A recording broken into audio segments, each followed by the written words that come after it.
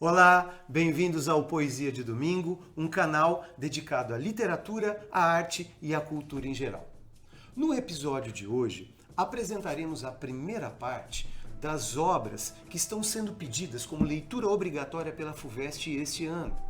A ideia é fazer em 2 episódios um apanhado geral dos livros, abordando os temas e pontos principais, associando essas obras com as respectivas escolas literárias, bem como, no final do segundo episódio, traçar um painel ali onde nós podemos dialogar alguns temas que são comuns tanto entre, exemplo, a Relíquia como o Quincas Borba. O que será que eu posso relacionar de Campo Geral com Mayombe? Né? O que será que eu posso relacionar de Claro Enigma, talvez, com o Romanceiro da Inconfidência? Então, justamente a ideia é uma aula geral, lembrando que o meu propósito aqui não é me aprofundar no livro, né, gente? Porque cada livro desse daria ali um episódio à parte. E a ideia não é essa. A ideia é tentar ajudá-lo nesse momento que é tão delicado e justamente dar algumas dicas. Não custa nada, né, gente? Vamos lá? Bora? Roda a vinheta!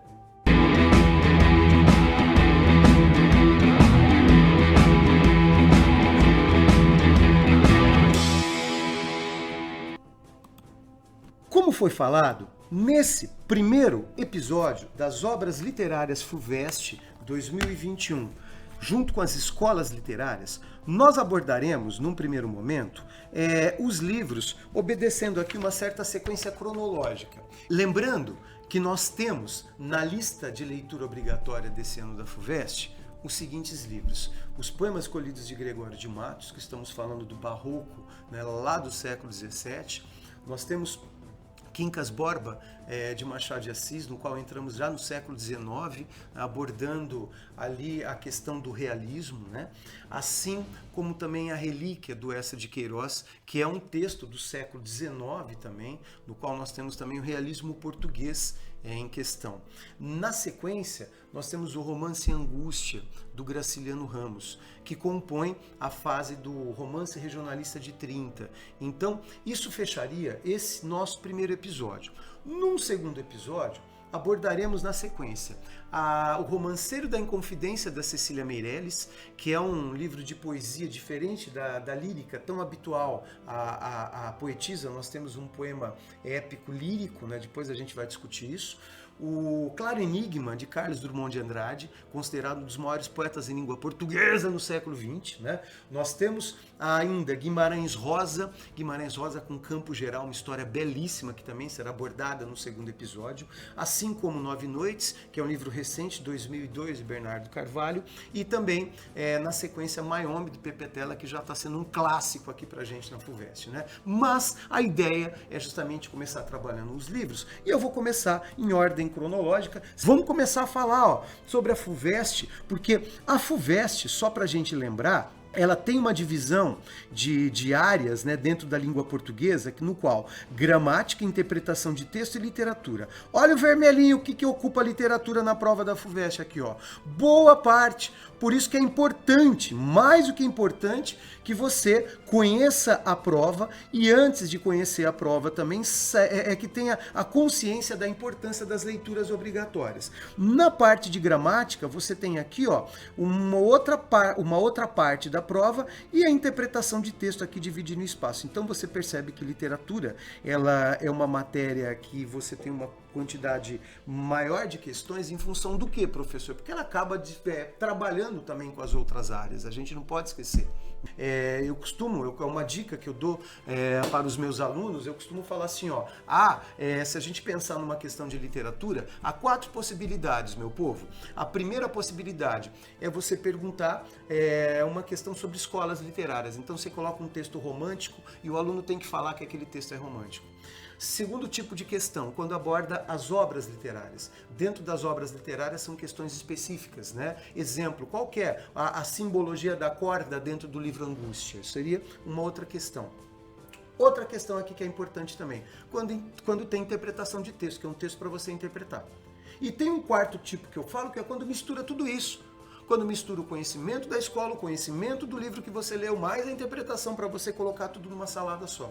E é isso que ultimamente eles estão pedindo a vocês. Então, quando nós pensamos numa prova, nós temos que primeiro imaginar isso. Agora, dentro da lista obrigatória, nós trabalharemos aqui o primeiro livro. Então, qual livro que é, professor? Qual? Vamos trabalhar com Gregório de Matos, com os poemas escolhidos do Gregório de Matos, que é uma seleção do professor José Miguel Wisnik. Então tá aqui, ó. Nós temos aqui a questão dos poemas escolhidos, que a FUVEST está pedindo como leitura obrigatória, e é justamente esta obra que nós vamos começar, lembrando que o Gregório de Matos é o primeiro grande poeta brasileiro. Gregório de Matos está inserido no século XVII. Gregório de Matos faz parte do Barroco. Já adiantando aqui, já vamos falar, vamos lembrar de alguns aspectos sobre esse período artístico. Então, seguindo, nós temos, né, os poemas escolhidos de Gregório de Matos, que a publicação original, a primeira é 1975, e aí você vai ter o gênero poesia. Mas, quando nós falamos em poesia, nós não podemos esquecer da classificação. O Gregório de Matos, se nós observássemos, né, de uma forma bem didática a poesia dele, você pode dividir em dois grupos, que seria a poesia lírica e a poesia satírica. A poesia satírica, povo, dispensa comentário, porque é a poesia que aponta o apelido que ele recebeu lá, o Boca do Inferno, o Genial Canalha, o Porco Espinhos da língua portuguesa, fala sério, né? Então, o Boca do Inferno eu sei que é devido a essa veia satírica de crítica social que muitas vezes aborda a Bahia, né? A cada canto um grande conselheiro que nos quer governar cabana e vinha, não sabem governar sua cozinha, mas podem governar o mundo inteiro. Quer dizer, essa crítica à cidade da Bahia que ele faz de forma tão contundente, traz, portanto, o apelido de Boca do Inferno. Mas fora a poesia satírica, nós temos a vertente lírica, que nós podemos facilmente falar que ele vai fazer uma lírica amorosa, no qual, nessa dimensão da amplitude barroca, né, do uso dos contrários, muitas vezes vai ocorrer uma simbiose, esse amor espiritual e carnal, anjo no nome, angélica na cara, isso é ser flor e anjo juntamente. Então, essa mistura, né, no qual você tem o amor platônico, o amor carnal, é o tema lírico amoroso na poesia de Gregório de Matos. Lembrando que ele se casou com Dona Maria dos Povos, né? A esposa do Gregório de Matos foi tema de vários poemas que ele escreve, né? Então, ali, ó, além da lírica amorosa, nós temos a lírica sacra, né? No qual ele vai apresentar a dinâmica do pecado e a dinâmica do perdão. Né, a lírica sacra.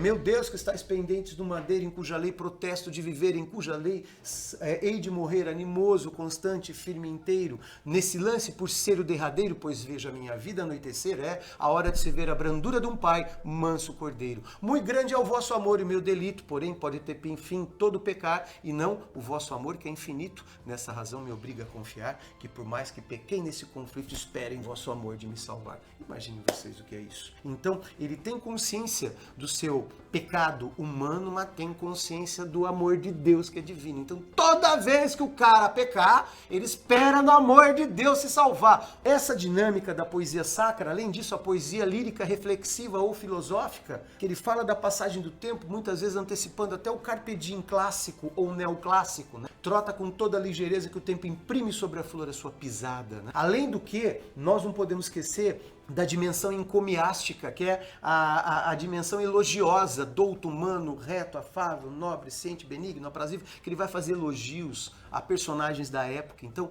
é uma poesia bastante interessante quando a gente fala nele. Então, o livro que está sendo pedido, que é esse aqui, ele traz pra gente essa seguinte seleção, como vocês podem perceber. Nós temos, num primeiro momento, que aparece a poesia de circunstância, no qual José Miguel Wisnik coloca, e nessa poesia de circunstância, ele coloca num primeiro momento essa veia satírica.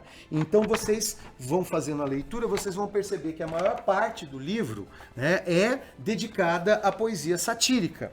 Eu não posso me esquecer de um detalhe que é importante. A poesia do Gregório de Matos, né, ela tem um problema de localização, como ocorreu com a poesia de Luís de Camões, porque a lírica de Camões começou a ser publicada 15 anos depois da morte dele, só 15 anos. No caso do Gregório de Matos, não. um texto definitivo da Academia Brasileira de Letras iria aparecer após 1923 e continua até 33. Então, quando a gente pensa, né, no espólio poético de Gregório de Matos, é fruto de cópias manuscritas. Porque eu não posso me esquecer que eu estou falando de um Brasil do século XVII, que não tem uma imprensa oficial aqui. A primeira imprensa no Brasil, o primeiro jornal brasileiro, 10 de setembro de 1908, com a imprensa régia, quando Dom João VI aqui esteve. Então não há isso ainda no país. E toda vez que nós falamos dessa coisa da compilação da poesia do Gregório de Matos, foi fruto dessa pesquisa da academia. E quando vocês pegam essa poesia de circunstância, você vê que tem uma parte para satírica. Porque quando foi publicada a obra original do Gregório de Matos, em 1923 saiu o primeiro volume de poesia sacra dele. No ano de 23 também saiu o primeiro volume que a academia classificou como poesia lírica. Aí você tem em 1930 apenas a poesia graciosa, que contém alguns poemas que vão explorar um pouco o humor, mas é um humor jocoso. Já da poesia satírica de 1930 também, 2 números dedicados à poesia satírica, por isso a importância disso aqui, ó. E por último, em 33 sai lá da Academia Brasileira de Letras a chamada de poesia última, que é aquela que iria reunir os últimos textos. Então, quando nós temos isso, é um recorte na obra do Gregório de Matos. Então, primeira coisa é justamente associar a leitura dos poemas à questão satírica, à questão jocosa, que ele fala da Bahia, fala de personalidades, e a questão encomiástica, a questão de elogio. Aí, na sequência, nós encontramos poesia amorosa, que vai ser dividida em lírica, e vai ser dividida também em erótico-irônica. Como eu falei para vocês, tem um poema que ele fala Maria dos Povos, que ele fala assim: discreta e formosíssima Maria, enquanto estamos vendo a qualquer hora, em tuas faces a rosada aurora, em teus olhos a boca o sol e o dia, enquanto com gentil descortesia, ar que fresco Adonis te enamora, te espalha a rica trança voadora, quando vem passear-te pela fria, goza da flor da mocidade que o tempo trota a toda ligeireza e imprime em toda flor a sua pisada. Ó, não aguardes que a maduridade te converta essa flor, essa beleza, em terra, em cinza, em pó, em sombra, em nada. Então, você percebe que é essa coisa da antecipação, inclusive daquele aspecto do carpe diem, vive o dia, aproveita o momento, né? Isso vai ser muito comum a poesia árcade, que é um movimento que vem depois do barroco. E a poesia que segue, chamada de erótico-irônica, é uma poesia mais jocosa. Exemplo, amor é finalmente um embaraço de pernas, uma união de barrigas, um breve tremor de artérias, uma confusão de bocas, uma batalha de veias, um rebuliço de ancas. Quem diz outra coisa é besta. É completamente diferente de que amor é fogo que arde sem se ver, é ferida que dói não se sente, de Luiz de Camões, né? Mas o Gregório de Matos tem influência de Luiz de Camões, não podemos esquecer disso, que ele fez parte, ele viveu muito tempo em Portugal. E o tempo que ele viveu em Portugal como juiz, depois ele vem para o Brasil viúvo, é quando ele vai conhecer ali a Maria dos Povos. Então, seguindo aqui, a outra parte seria o último lado, que é a poesia sacra. A poesia sacra, a poesia religiosa do Gregório de Matos, eu acabei de recitar um texto para vocês. É aquele poema que ele tem a consciência de que o pecado é humano, mas o amor é divino, o amor de Deus é divino. Então, o que é maior? Pecado humano ou amor divino? Não, professor, lógico, é amor divino, né, cara? Tá doido? Então, né, toda vez que eu pecar, no amor de Deus que eu vou me salvar. Quer dizer, agora, outra coisa que eu não posso me esquecer, dentro dessas características gerais, é aquilo que eu já falei. O primeiro grande poeta brasileiro, ó, foi o melhor da poesia barroca, né? A questão da publicação, né? Ele não vai publicar nada em vida.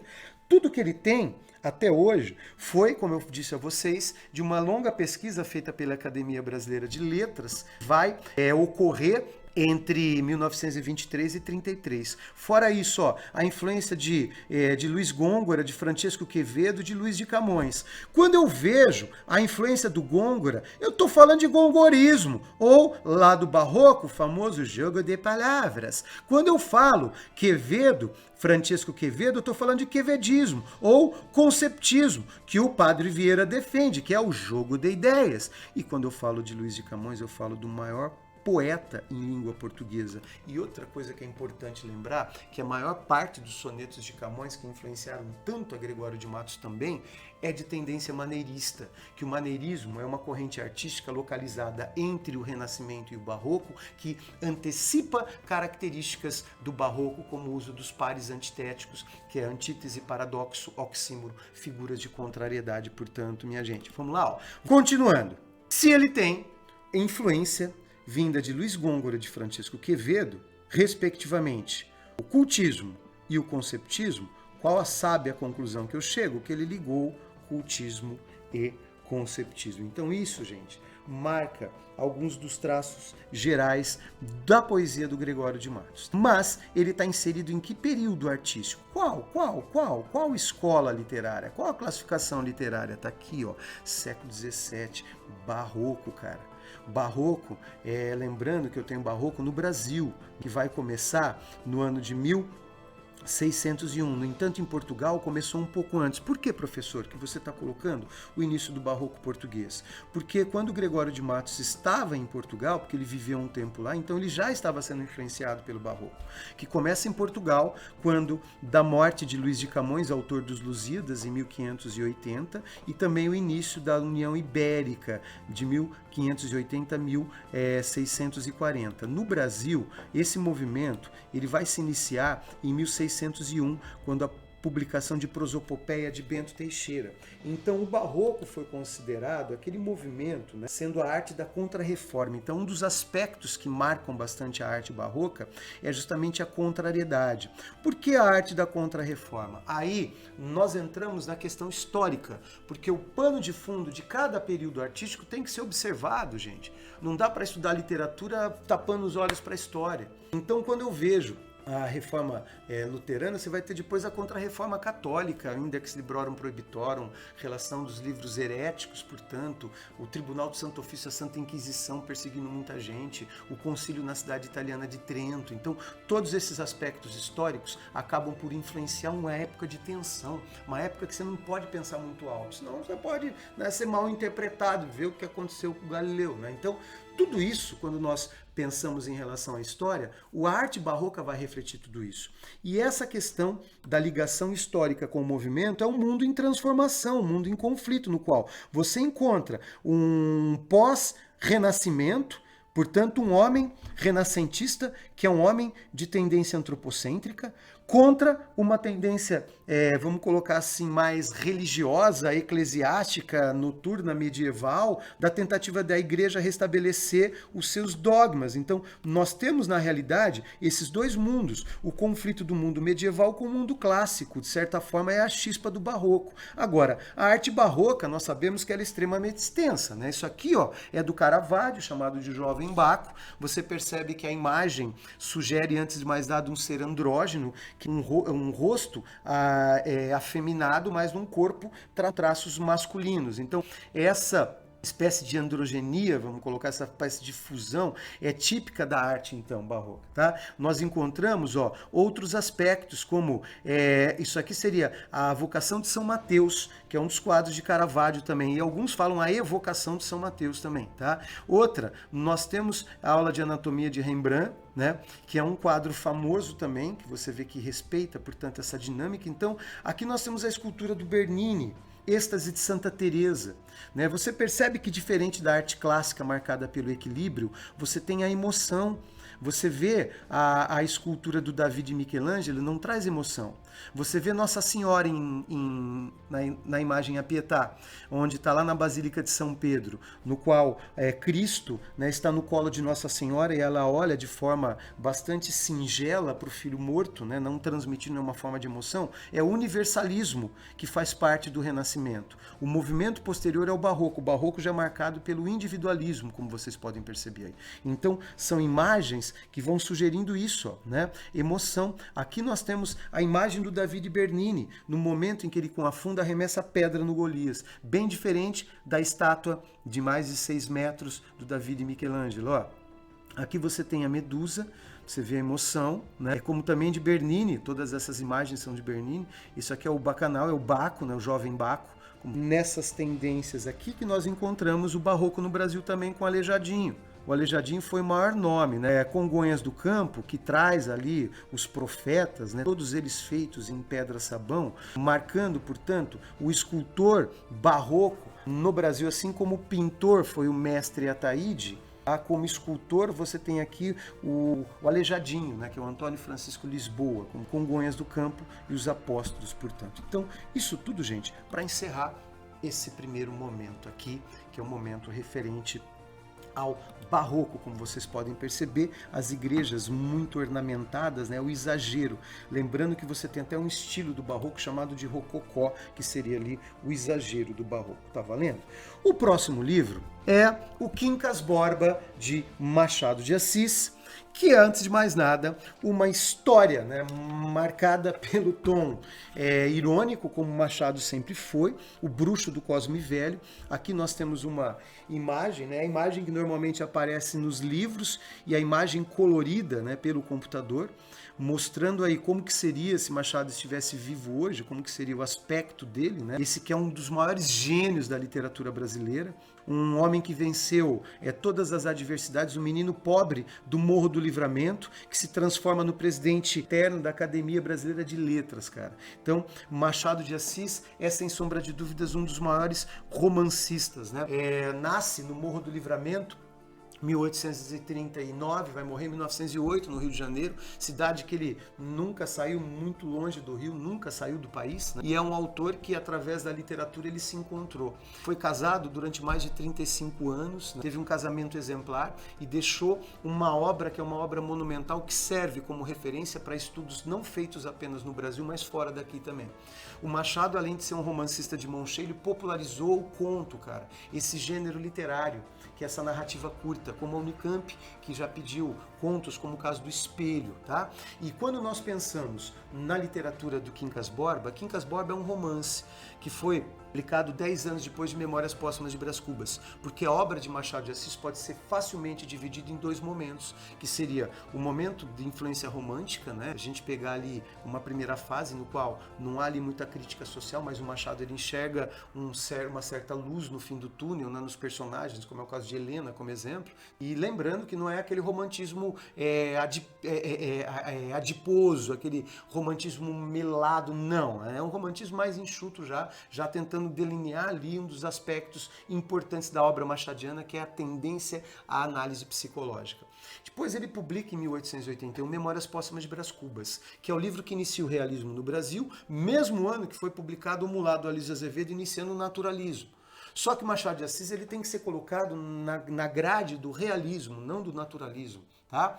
E a obra de Machado de Assis, após 1881, vai ser toda pendendo para uma fase realista. E essa fase que a gente encontra no romance Quincas Borba. Vamos analisar rapidinho aqui um pouco sobre o livro, até para a gente mergulhar um pouco mais na história. O primeiro ponto é saber, né, justamente quando da publicação. Da publicação, 1891, ele vai ser publicado pela primeira vez e nós encontramos o gênero como sendo um romance urbano, chamado de prosa de ficção. Né? A estrutura do livro, ele apresenta 201 capítulos curtos, grafados em algarismos romanos na edição original, isso é importante falar, e como características gerais nós podemos começar falando do foco narrativo, que é o narrador onisciente.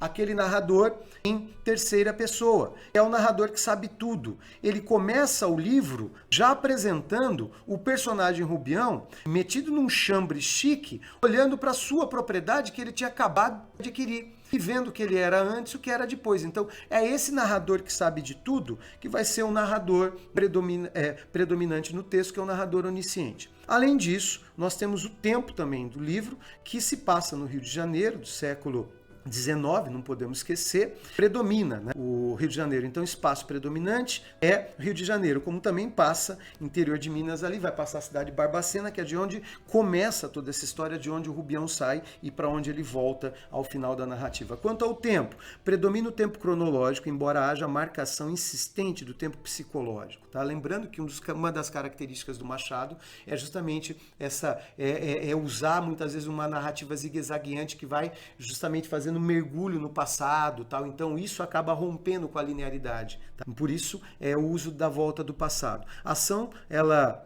se desenvolve entre os anos de 65 e 1970, enquanto o enredo começa no meio da história, cujo andamento é interrompido para se apresentar o que aconteceu. Isso nós chamamos de digressão. Tá legal? Digressão. Bom, outra coisa que apareceu aqui, eu coloquei de novo a questão da estrutura. Não tem problema, né? Porque não custa nada lembrar que são mais de 200 capítulos curtos. Mas, quando falamos em temática, aí sim é que nós podemos abordar um pouco da história. Gente, o Quincas Borba é aquela história da herança maldita, a história do Rubião, que conhece o filósofo Quincas Borba, que era para ter casado com a irmã do Rubião. Como a irmã morreu, o Rubião ficou para cuidar do filósofo Quincas Borba, que era um cara muito rico, que tinha um cachorro também, que tinha o nome de Quincas Borba, e esse cachorro chamado de Quincas Borba entra no testamento, no qual, quando morre o filósofo Quincas Borba, ele deixou como herdeiro universal de toda a sua fortuna. Quem?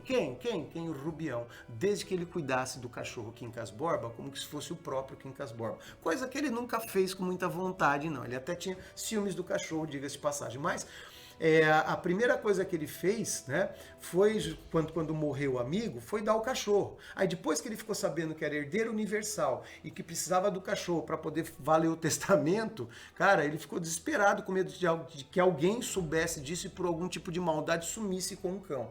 Então, ali começa, portanto, a ascensão do personagem. Ele vai para o Rio de Janeiro. E no Rio de Janeiro ele vai conhecer o Cristiano Palha e a esposa dele, que é Sofia, na estação de trem. E ali é aquela coisa, né, do, entre aspas, amor à primeira vista, entre o Rubião e a Sofia. Não, a Sofia não tem interesse por ele. É o Rubião que fica de olho gordo na esposa do amigo. Esse é o famoso amigo da onça, minha gente. E ali, acontece que o Cristiano Palha vai se aproximando aos poucos do Rubião, que era um cara muito rico e perdulário para as coisas de dinheiro, lógico, vai tirando proveito disso. E esse proveito vai num crescente, vai num crescente, vai num crescente, Rubião gastando, Rubião vai acabar pobre. Pior que isso, não conseguiu nada com a Sofia, que a Sofia só ficou jogando a isca assim, quando era para fisgar ela tirava, né? E de forma alguma eles vão ter alguma coisa. Aí você vai ter um encaminhamento que tem no livro, né? O famoso mote, né? Que é uma das explicações da teoria filosófica que o Quincas Borba, que esse filósofo maluco, inventou, que é o humanitismo. Ele usa para se explicar o humanitismo uma espécie de parábola, né? Que ele conta uma história que imagina duas tribos inimigas tendo um campo de batatas onde apenas uma tribo pode se alimentar, porque se ambas dividirem o campo de batatas não teriam nutrientes para alcançar o próximo campo de batatas. Então, nesse caso, a guerra é uma coisa boa, né? Ele fala, ao vencido a tristeza, a resignação, ao vencedor as batatas. Então é uma teoria maluca, mas a gente sabe que o Machado de Assis ele está fazendo crítica às correntes científicas e filosóficas do final do século XIX, como o positivismo, como o determinismo, como o evolucionismo, materialismo histórico e assim por diante. Então tudo isso acaba somando-se ao conjunto. Então nós temos como temática, vamos lá, num primeiro momento, olha só, a transformação do homem em objeto do próprio homem, a coisificação chamada de reificação. Ao vencedor as batatas e o perdedor que se lasque. Aqui, o triângulo amoroso, que não é completo, né? É o Rubião que é apaixonado por Sofia, a relação que o Cristiano Palha tem com a esposa, chega uma hora, cara, que a Sofia vai falar pro Cristiano, seu amigo tá me cantando. Imagina. O que o Cristiano fala? Calma, benzinho, tenha paciência até eu tentar um pecúlio. Fala sério. E o Cristiano, ele adorava que a sua esposa, em festas, colocasse uma roupa bastante atraente, para que ficasse atraente para os outros homens olharem, né? Isso até Freud explica, mas deixa para lá que é outro assunto. Vamos voltar aqui, Aqui, a tópica do dinheiro maldito, a tópica do caipira ingênuo na cidade grande, a questão da análise psicológica também e a análise da loucura, cara. É a relatividade da loucura. Gente, o Machado de Assis, ele tem, né, alguns aspectos peculiares em sua obra. Aqui, dentro dessas peculiaridades machadianas, eu chamo a atenção desses pontos, como universalismo. Não é o local. O Machado, ele parte do século XIX, só que ele discute até hoje a natureza humana, análise da essência humana, né? Temas filosóficos que ele muitas vezes vai fazer paródia e vai brincar. O conflito entre essência e aparência. É aquilo que é, aquilo que parece ser. Se nós observássemos a Sofia Se nós observássemos o Cristiano Palha, você vai perceber que é tudo fita só para tirar proveito, né, do caipira ingênuo. Então tudo isso, gente, retrata esse aspecto da natureza humana, tá? Outra aqui também, ó, as convenções sociais, os impulsos interiores, o ciúme, né, a relatividade do ciúme, ó, a normalidade, a loucura, a ruptura com a narrativa linear, que é um aspecto bastante marcante, zigue-zagueante na obra dele, né? A metalinguagem, quando o livro fala do próprio livro, a forte análise psicológica, a ironia e o humor negro são traços, né, importantes. O estilo enxuto, que é coeso, né, preciso, o pessimismo e o ceticismo. Machado de Assis, na sua fase realista, ele não vê, né, com bons olhos a sociedade, o indivíduo. Ele acha que isso aqui é uma coisa que só tem cara de civilizado, só que de civilizado mesmo não tenha nada. Para pensar. Voltando aqui, ó. Aqui, ó, nós encontramos na questão da classificação literária que está dentro do realismo brasileiro, que vai começar o realismo em 1881, quando da publicação de Memórias Póstumas de Brás Cubas, como eu acabei de falar, como no mesmo ano vai ser lançado O Mulato, do Aloysio Azevedo, iniciando a questão do naturalismo na literatura brasileira. Então, tanto o realismo quanto o naturalismo que estão como pano de fundo dessa época, mas o Quincas Borba mergulha no realismo, tá valendo? Quincas Borba, realismo. Você não vai encontrar tendência naturalista, a não ser se for aquela coisa de exceção, né? Porque, gente, aprenda uma coisa é o texto, outra coisa é o contexto. Você já teve questões anteriores da FUVEST que faziam com que o aluno tivesse que perceber no livro Tio, do José de Alencar, características que estavam antecipando o naturalismo, cara, realismo, naturalismo. Então, por isso, uma coisa é texto, outra coisa é contexto, tá valendo? Mas, mergulhando nessa questão do realismo na arte, né? Olha que nós temos aqui. Nós temos o Gustave Colbert, Bonjour, Senhor Colbert, que é o nome do quadro, né? É um quadro pintado em 54, o Gustave Colbert vai pintar aquele famoso Os Britadores, Os Quebradores de Pedra, que inicia, portanto, o realismo na pintura. Ele sempre retratou cenas cotidianas. Então, a pintura realista, muitas vezes, ela às vezes até se confunde, cara, com a fotografia. Olha essa pintura da Rosa Bauer. Pastora com Animais, de 1846, ó. Como também aqui a gente já vai para a Rússia, né, ó. Pavel Fedotov, aqui você está vendo um quadro de 1848. Olha que coisa bonita, né? O major, todo tristinho, a moça, ai, não quero, deixa sair correndo, né? Quer dizer, vê o que é o realismo aqui, tá? A Culpa é da Cólera, tá? Também de 1848, de Pavel Fedotov. Você tá vendo aqui que alguém teve um ataque ou coisa do tipo. Assim como também, cara, o Ilya Repin, que é esse pintor aqui. Isso aqui é Rebugadores do Volga, meu.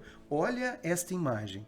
O Ilya Repin chegou, inclusive, a fazer um passeio, né, por essa região antes de retratar esse quadro que é fenomenal. Mas mais impressionante ainda, no estilo dele, olha isso aqui, ó. Esse quadro se chama Procissão Religiosa na província de Kursk.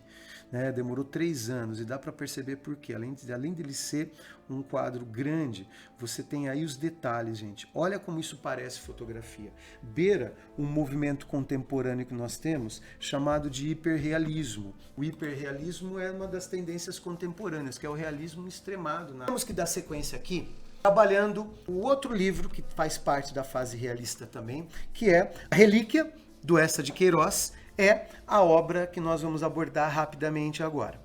Relíquia, ela tem, né, nesse texto a fase do realismo combativo em Eça de Queiroz.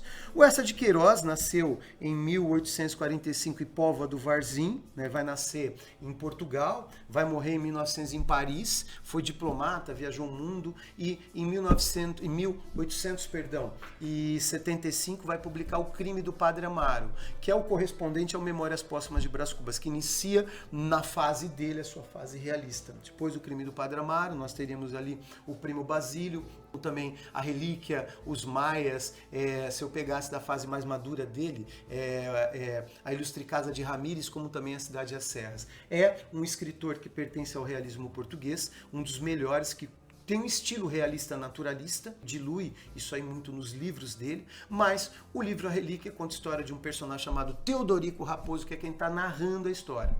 O Raposão, ele morre a mãe, daqui a pouco morre o pai, ele foi levado criança ainda para ser criada pela tia Patrocínio das Neves, a Titi. Sendo criado por essa beata Carola de marca maior, que não sabe o que é dar amor a uma criança, então ele foi crescendo daquele jeito.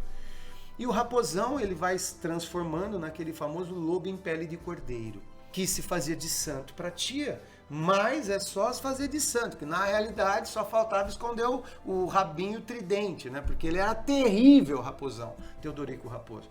Quando foi fazer a faculdade, nós sabemos que levou esse apelido de Raposão. Volta formado, ganha certo respeito da tia, que começa a tratar com certa benevolência, porque ele se fazia de um homem sério, que não queria saber de saias, não queria saber de relaxações. Professor, o que quer dizer relaxação? As relaxações são aquilo que você está pensando mesmo no livro. Ele fala disso. Oh, é o ato em si, né? Que a Titi fala, não quero saber de relaxações, né? Imagina. Né? Ali, essa questão da relação com a Titi vai sendo uma relação cada vez mais interessante, no qual ele vai perceber que a tia tá doente, que ele só tá esperando a tia morrer para passar a mão na grana e botar para quebrar. Por isso ele se faz de santo. Aí vai ter uns casos ali, tem primeiro a Adélia, né, que depois vai ser amante de um cara chamado Adelino, que ele vai ficar, putz, seria a primeira desilusão amorosa, ou essa de Queiroz, ele muitas vezes classifica personagens e coloca nesses personagens algumas críticas, né, exemplo, a crítica à formação romântica. O Teodorico Raposo é um cara volúvel, que sempre que o vento sopra, ele se envolve muito facilmente.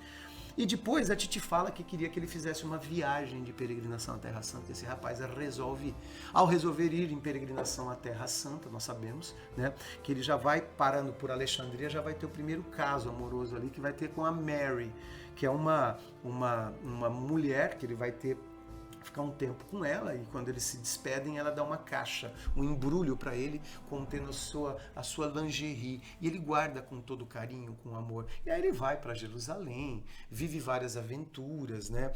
Aí é onde o livro ele toma um encaminhamento bastante interessante, porque na narrativa ele vai meio que presenciar, né, como que se tivesse através de um sonho, de um delírio ou coisa do tipo, a crucificação. Então ele volta de lá purificado. Então é um livro, quando fala da relíquia, porque a Titi pediu para quando ele fosse lá, para que ele trouxesse uma relíquia para ela. E ele, de sacanagem, quando chegou em Jerusalém, pegou primeiro coroa de espinhos, cortou e fez aí as relíquias da igreja, né? A gente sabe que a igreja tem várias relíquias, né? E ali, ó, ele vai, né, voltar para casa da Titi, e quando ele volta numa cerimônia, aquela coisa, vai entregar ali a coroa de espinhos para a Titi, que estava aguardando, ansiosa, aquela coisa, quando ela abre, ele havia trocado os pacotes.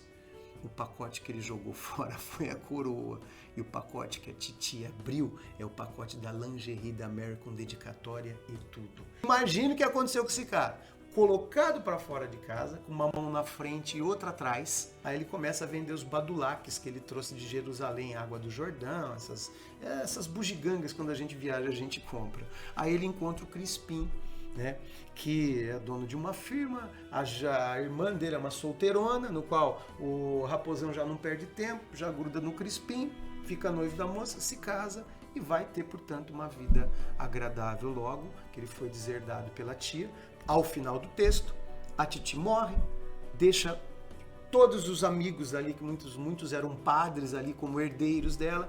O Raposão não levou nada, ficou com uma mão na frente e outra atrás, mas o Raposão acaba casando com a Jesuína, com a irmã, né, do Crispim, lembrando o nome Jesuína, Jesus, né? O livro fala da Terra Santa, fala da crucificação, é bem interessante as explicações que ele dá também, as discussões que ele faz, como eu falei, seria uma outra aula ali, é um livro bem denso nesse aspecto, mas nós não podemos esquecer que uma vez ele acabou o texto, né, ele acaba o livro até que se dando bem, diga-se de passagem. Então, nesse caso, ao vencedor as batatas, né, Raposão? Você mereceu, porque você tinha tudo para se dar mal, mas um bom casamento acabou por lhe salvar a pele. Então, isso é a história que nós temos aqui. Então, quando nós pensamos no livro, vamos só fazer uma análise rápida aqui, ó. Primeiro, a questão da publicação, que se dá, né, em 1887. Aqui, nós temos gênero literário, é um romance, vai abordar vários espaços, como Portugal, a própria Terra Santa, tá? A obra é dividida em 5 capítulos longos. Tá? Quanto a características gerais, vamos falar um pouco do tempo. O tempo você tem. A narrativa vale-se da técnica do flashback ou retrospectiva. A ação se passa na segunda metade do século XIX. Então, é mais ou menos no tempo presente, tá? A ação, ela se passa ali. Professor, qual que é o espaço? O espaço, tá, como eu falei, ó, prevalece Lisboa, como também a Terra Santa. Qual que é o foco narrativo? O foco narrativo é o narrador personagem, sendo Teodorico Raposo, também chamado de Raposão. É aquele famoso narrador em primeira pessoa. Tá? Seguindo, eu tenho na classificação, pertence ao realismo português, que vai se iniciar com a famosa questão do bom senso e bom gosto, ou questão Coimbra, que ocorre em 1865, que inicia o realismo em Portugal. Lembrando que o realismo português, você tem tanto a produção da prosa do Eça de Queiroz, como a poesia do Antero de Quental, do Cesário Verde. Tá? O realismo em Portugal, você vê que eu não tive, como no Brasil, um naturalismo como escola, mas nós tivemos o Eça de Queiroz, ele tem um estilo realista naturalista, então não custa falar aqui também. Então, seguindo aqui, ó, uma última obra que nós podemos abordar aqui é o Angústia, do velho Graça, ou Graciliano Ramos, que pode ser até entendido como Dostoiévski brasileiro, diga-se de passagem. Sabemos que ele vai pertencer ao ciclo dos romances regionalistas de 30, né? Fala muito de Maceió.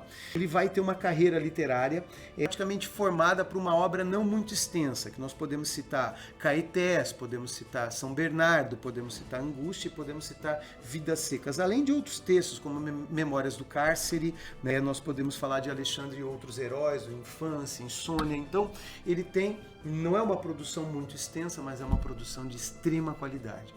O que fica conhecido quando a gente estuda o Graciliano Ramos, né, para uma aula, vamos colocar assim, da geração de 30, é o estilo coeso, conciso, com poucos adjetivos que ele tem.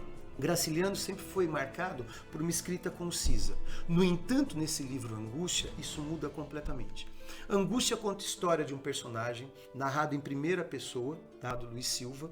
É importante lembrar desse aspecto, porque o Luiz Silva, ele nada mais é do que um intelectual que comete um crime, mas não tem vocação para isso. Então é uma narrativa extensa, é uma narrativa densa, que ela não tem divisão de capítulos, e ele meio que começa onde termina. Se você fizer a leitura do livro, quando chegar ao final, na última página, continue lendo, volte no início. Lê só a primeira parte, você vai entender que o livro faz isso aqui, ó. Ele começa onde termina. Porque toda a narrativa é centrada na história de um assassinato, mas ele vai contar os motivos dos porquês desse assassinato. O Luiz Silva vai enforcar Julião Tavares com uma corda.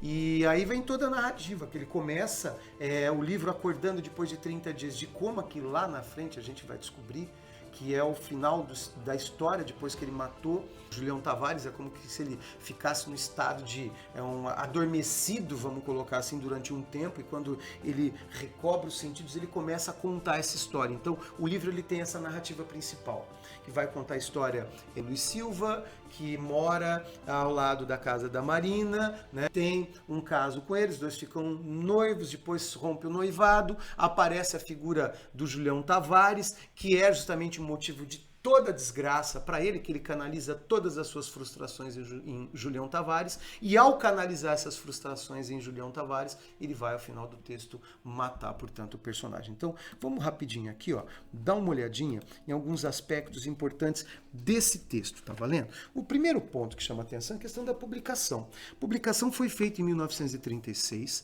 no dia que ele entregou o manuscrito para ser datilografado, para ser enviado para a editora, para ser publicado, é o dia também que ele foi preso pela polícia política do Vargas, ficou quase 10 meses na cadeia sem ter uma acusação formal contra ele. Tá? O primeiro aspecto que chama atenção é justamente essa questão, a própria publicação da obra que se deu com ele na cadeia. Ó, gênero literário, é um romance, prosa de ficção, é um romance urbano ou intimista. Por que intimista?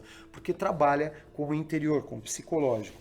Por que nós falamos que ele é urbano? Porque vai se passar na cidade. Estrutura, narrativa extensa, sem apresentar divisão de capítulos, tá valendo? Outra, características gerais do livro. Ó, tema, um assassinato, o crime de Luiz Silva. Como eu falei para vocês, que ele vai matar Julião Tavares. A parte crua vai ser essa. E quem que é o protagonista? Esse cara, ó, que é o narrador personagem. O pai dele é Camilo Pereira da Silva. O avô dele é o Trajano Pereira de Aquino Cavalcante Silva.